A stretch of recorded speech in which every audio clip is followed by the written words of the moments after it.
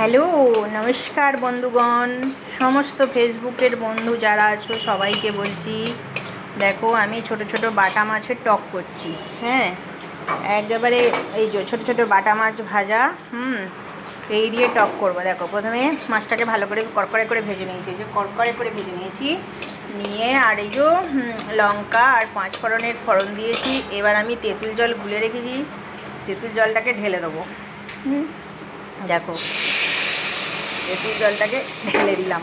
এটা তেঁতুলটা আরও বেরোবে, তেঁতুলটাকে আমি আর ফেলছি না, এই সমস্ত তেঁতুলটাই দিয়ে দেবো।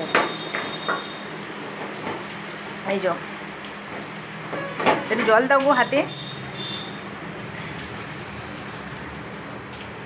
দাও, ব্যাস ব্যাস ব্যাস, আর নয়।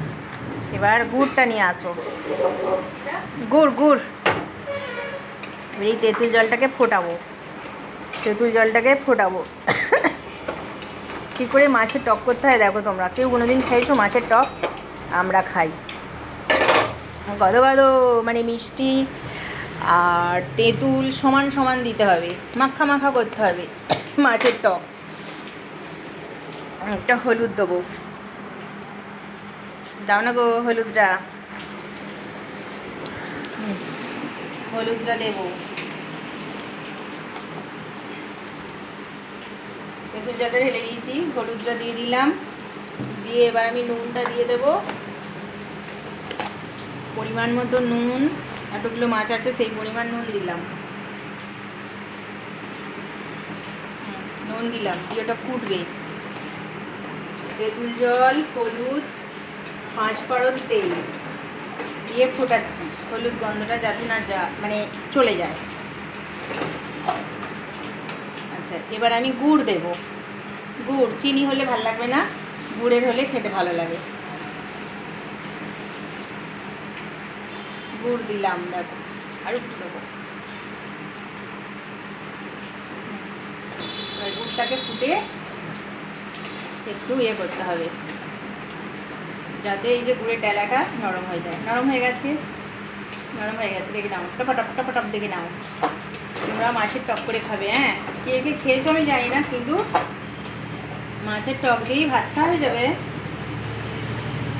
দেখে নাও, মাছটা দিয়ে দিলাম। এই যে কি গো,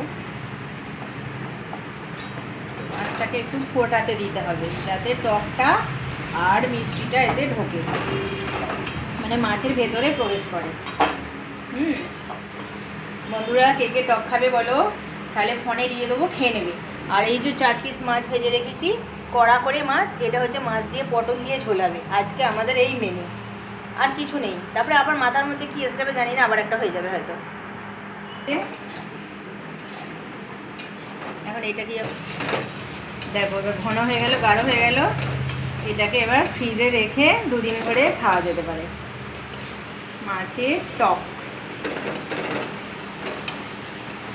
আর একটু মরবে জলটা। দেখছো গাঢ় হয়ে গেল, এটা হয়ে গেল। অফ করে দিলাম, এবার নামাবো।